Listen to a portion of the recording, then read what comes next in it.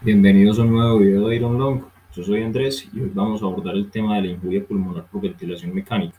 En este video solamente vamos a hacer énfasis en el concepto y sus implicaciones a nivel pulmonar, más no vamos a entrar en el tema de la programación de parámetros, los rangos seguros, fórmulas y monitoreo. Eso lo veremos en un próximo video. ¿Qué veremos hoy? Tendremos una introducción al tema, una definición de Billy, la relación entre poder mecánico y Billy, dos factores muy importantes que son el espacial y el cronológico, el tema del Billy en la práctica clínica, la mortalidad, el volumen y el tamaño pulmonar en función del Billy, el PIP y una comparativa entre volutrauma y atelectrauma.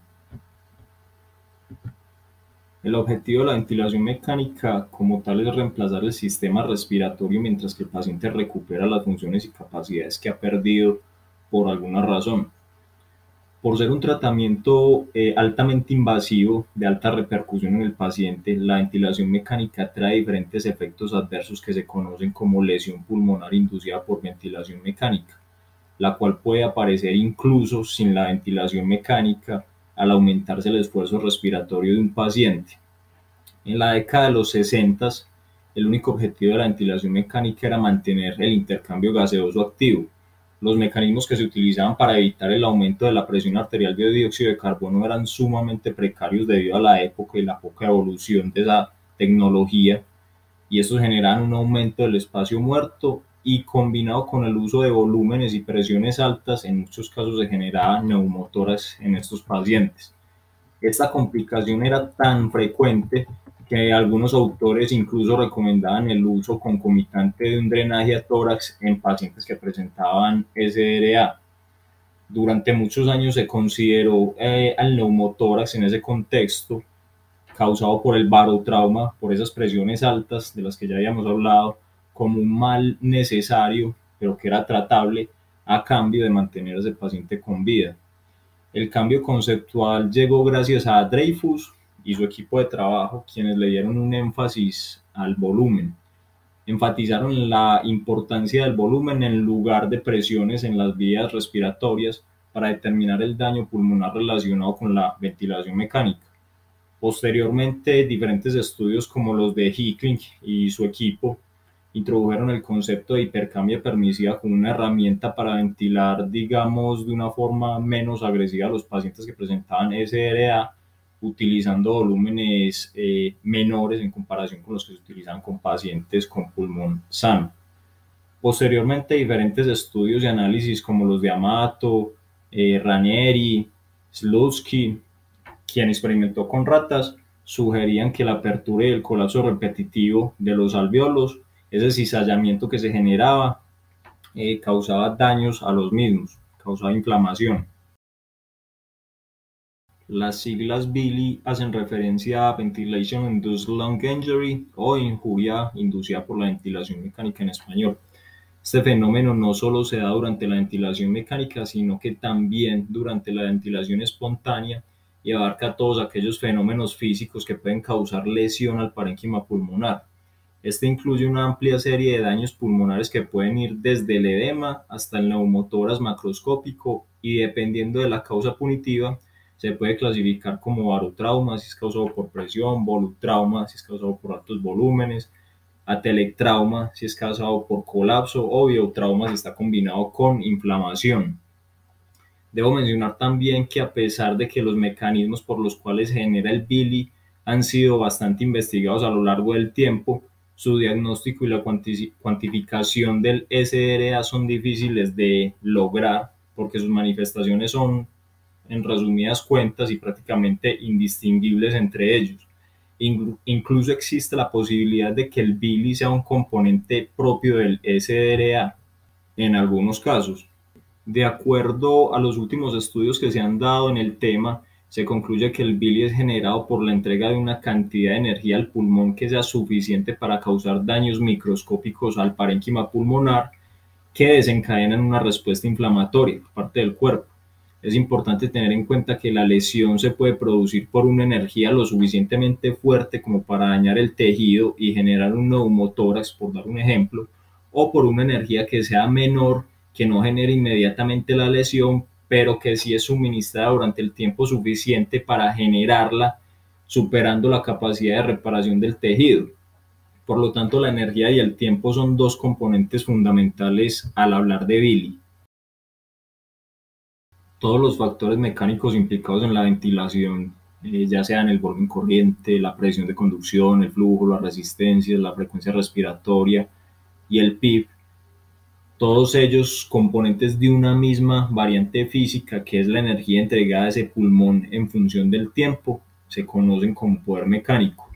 Aunque el impacto que puede tener cada componente del poder mecánico puede variar de acuerdo al modo ventilatorio y la estrategia que estemos utilizando, no hay duda de que su importancia a la hora de proteger al paciente y nos invita a tener responsabilidad a la hora de programar los diferentes volúmenes, presiones, tiempos, etcétera, para evitar el daño al pulmón, para evitar el Billy.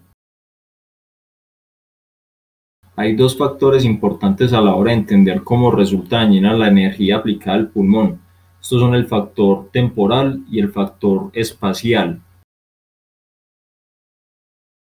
Hablando un poquito del factor espacial, es la forma en la que se pueda distribuir la energía en el espacio pulmonar. Esto depende en gran medida de la homogeneidad del pulmón y se refleja en la distribución de la tensión y el estrés, que son consecuencias directas de la aplicación de energía.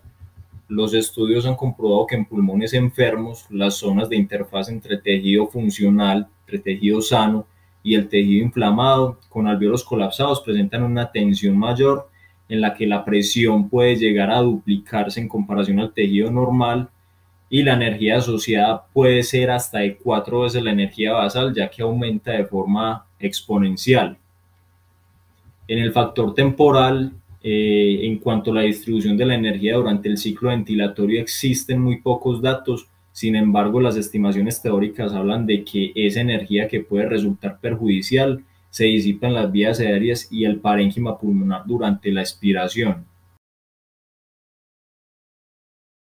En la práctica clínica, lamentablemente, hasta este momento es imposible diferenciar el daño generado por el Billy de las consecuencias propias de un SDRA. Lo que sí tenemos claro es que la ventilación mecánica imprudente puede agravar un SDRA ya existente.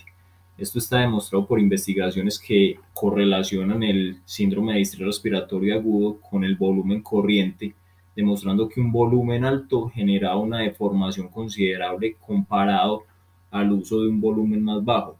Específicamente comparaban 12 mililitros por kilogramo frente a 6 mililitros por kilogramo. A pesar de los estudios, aún no existe certeza sobre la relación directa entre Billy y mortalidad. De hecho, la muerte puede ocurrir días después de que la ventilación mecánica haya terminado, días después de que el paciente haya sido extubado.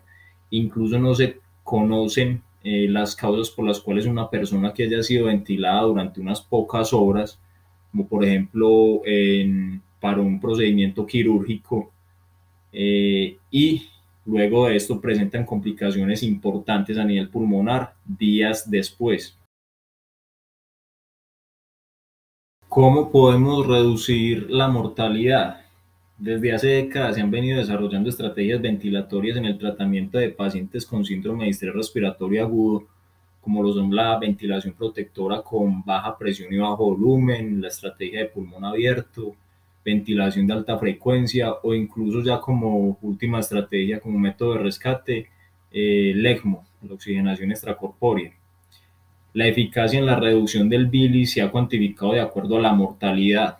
Actualmente la estrategia más aceptada y usada es el uso de volúmenes corrientes bajos con un nivel de PIB acorde a cada paciente, también conocida como ventilación protectora.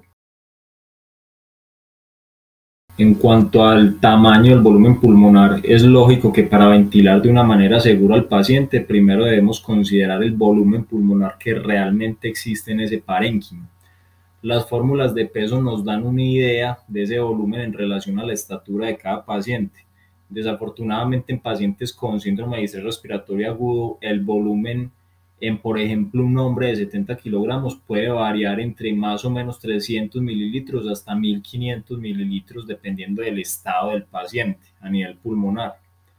A pesar de que la distensibilidad y otras variables están relacionadas con el tamaño pulmonar, estas aproximaciones no son lo suficientemente precisas como para pensar en aplicarlas a un paciente en particular, por lo que lo ideal sería medir los pulmones que se van a ventilar. ¿Cómo podemos medir ese espacio pulmonar ventilable? Se puede utilizar métodos como la tomografía computarizada cuantitativa o la dilución de helio.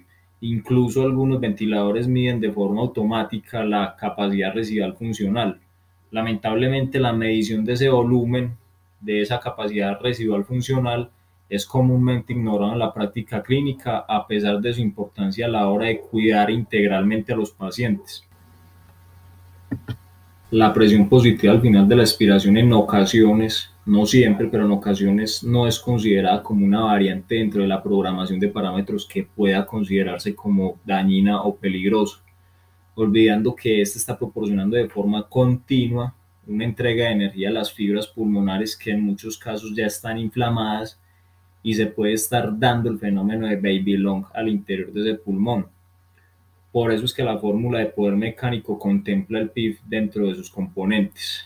A esto hay que sumarle el estrés producido por las otras variables, como son la presión, el volumen, entre otros, a los cuales está siendo sometido ese tejido, ese pulmón. Esta situación se agrava aún más con la combinación de un PIB alto. Por último, les quería hablar de estos dos extremos relacionados con el volumen. Se dan por mecanismos diferentes que, por desgracia, y su corrección o prevención son opuestas. Por un lado, para prevenir el atelectrauma se necesitan volúmenes altos, mientras que la prevención del volutrauma consiste en evitar esos volúmenes. Otra diferencia importante entre ambos es que el atelectrauma es focal, mientras que el volutrauma es estrés y tensión excesivos aplicados de forma general, de forma global al pulmón. Los estudios han demostrado que resulta más perjudicial el barotrauma generado por el uso de presiones positivas al final de la expiración altas en comparación al daño causado por atelectrauma al utilizar esas mismas presiones en menor medida, al haber una diferencia considerable en la mortalidad cuando comparamos el volutrauma y el atelectrauma. Eso fue todo, espero el video les sirva. Recuerden seguirnos en nuestras diferentes redes sociales. Hasta la próxima.